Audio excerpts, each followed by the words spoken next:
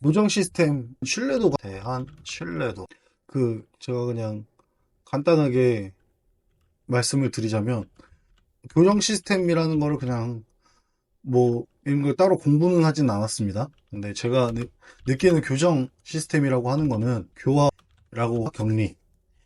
그래서 이 가운데 어떤 것을 할 것이냐. 그리고 요것과 더 연계돼서 그 검거율. 이 높은 나라일수록 형의 정도가 약해진다고 해요. 그러니까 검거율이 낮을수록 높은 처벌을 한다는 거죠. 그러니까 이게 옛날로 돌아가자면 살인자가 있다면 살인자 100명 중에 한 명밖에 잡을 수 없는 시스템이다. 그러면 그 한 명을 잡았을 때 잔혹하게 사형을 시킨다는 거예요. 어찌됐든 나머지 99명은 지금 못 잡은 상태이기도 하고, 한 명을 잔혹하게 사형시킴으로써 다른 예비 살인자를 막을 수 있다라고 생각을 한다는 거죠. 근데 형인데 90명 이상을 잡는다. 그러면 형의 처벌이 약해진다는 거죠. 그러다 보니까 이제 사형제도 좀 이런 얘기도 나오고 하는데, 저는 개인적으로 폐지가 맞다고 봅니다. 이것과 관련돼서도 많이 논란이 있을 수도 있는데, 그러면 중범죄자들은 어떻게 할 거냐, 이런 부분들에 대해서도 이견이 있을 수 있는데, 저는 개인적으로는 폐지가 맞다고 보고, 처벌은 약해져야 한다. 처벌은 약해져야 한다.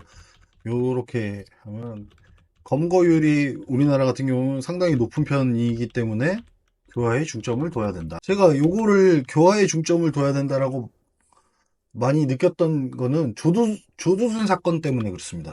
이 사람이 12년형인가 살고 나왔던 걸로 알고 있는데, 문제는 이 사람이 이제 그러니까 형을 살고 나오면서 장난이 아니었죠. 우리 이 집은 안 된다, 우리 동네는 안 된다, 안 된다, 이야기가 나왔었는데, 저는 이 사건을 그렇게 봐요. 그러니까 우리 교정 시스템에 대한 신뢰도가 없구나.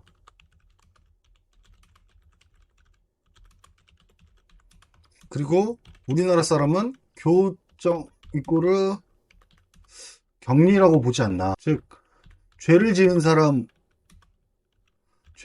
사람이 교도소에 격리가 되고 석방이 안 되었으면 좋겠다. 이렇게 생각을 많이 하는 것 같아요. 미국 같은 경우는 격리 시스템이라고 보는 게 맞을 것 같아요. 그래서 얘네들 같은 경우는 100년형, 조기 석방 없는 무기징역, 이런 식으로도 하고, 우리나라 시스템은 지금 교화에 초점을 맞추는 것 같아요. 성문법상의 한계일 수도 있지만, 각 제목별로 법정 상한형이 있기 때문에, 그거에 따라 형이 낮아서 그런 것도 있지만, 제가 여기서 생각을 했던 거는 조두순 나이가 50대로 알고 있는데, 이 사람 못해도 80세까지는 살겠죠. 그러면 앞으로 30년은 밖에서 사는 거라고 보여지는데, 그런 생각인 거죠. 12년 동안 교도소에서 교화가 되었다는 믿음이 있다면 두려울 게 없지 않나. 근데 이거에 대해 12년 교도소에 가서 복역한 것이 이 사람을 변화시킨 게 없다라고 생각을 하기 때문에 불안하고 두려운 거죠. 사람 바꿔 쓰는 거 아니라고 하지만,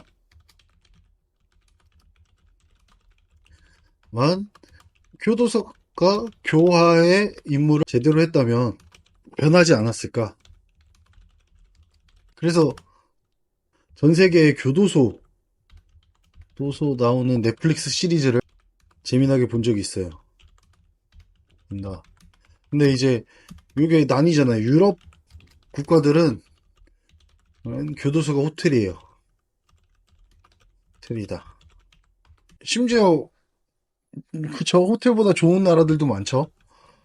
노르웨이 이런데. 근데 가면은 형급에 따라 달라지긴 한데지만, 정말 좋은 데는 호텔 뷔페식 먹고, 뭐, 주간에는 나가서 일하고,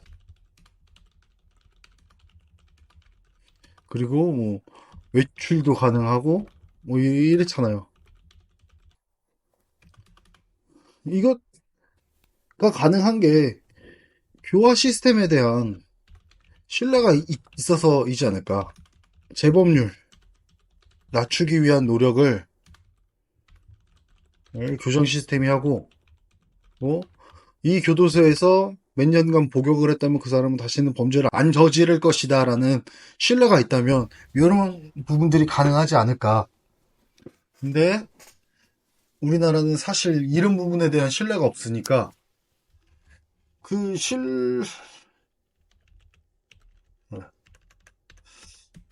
신뢰가 없다.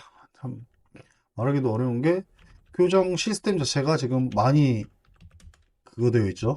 과밀되어 있는 부분도 좀 문제인 것 같기는 해요. 그래서 죄 지은 사람에 대해서 처벌을 하는 것도 맞고, 이 죄 지은 사람이 다시는 죄를 안 짓게 하는 게 교도소 교정 시스템의 목표가 돼야 되지 않을까. 그래서 이게 참 그런 부분이 참 문제인 것 같아요. 이게 뭐라고 해야 되나. 선이 있어서 나는 죽었다 깨어도 범죄를 저지르지 않을 거다. 이런 경우에 실제로 형사 절차가 진행되면 감당을 못하는 분들이 있어요. 앞서 본 이선균도 비슷한 케이스겠죠? 사실 교도소라고 하는 거는 죄를 저질러서 교화를 받기 위해 가는 곳인데 이 절차 자체에 심각한 스트레스를 받는다고 해요. 그래서 고위공직자들 비리로 뭐 이렇게 하시는 분들 중에 먼저 운명을 달리하신 분들이 많죠. 왜냐면 고위공직자들 이런 분들이면 살면서 이런 죄나 이런 걸 저지른 적이 없이 살았을 거고, 뭐 이렇게 살다가 뭐 정권이 바뀌거나 뭐 이러면서 갑자기 교도소에 가고 뭐 이렇게 돼버리니까 자신의 삶이 뭐 부정당하는 것 같고 나는 잘못한 게 없다라는 뭐 결벽을 주장하기 위해 뭐 하시는 분들도 있고 그렇습니다. 예. 그래서 우리나라 교정 시스템에 대해서 좀 노선을 좀 잘 쓰면 좋겠어요. 우리 국민들이 원하는 격리라면 범죄자들에 대한 격리와 다시는 사회에서 마주치지 않고 싶다. 뭐 이런 국민들이 원하는 거라면 형법도 개정하고 고교정 관련 법도 개정해서 오래 살 수 있게 이렇게 바꿔야죠. 그리고 만약 교화가 목적이라면 그냥 정말 범죄자가 교도소에 가서 변할 수 있게 만들어줘야죠.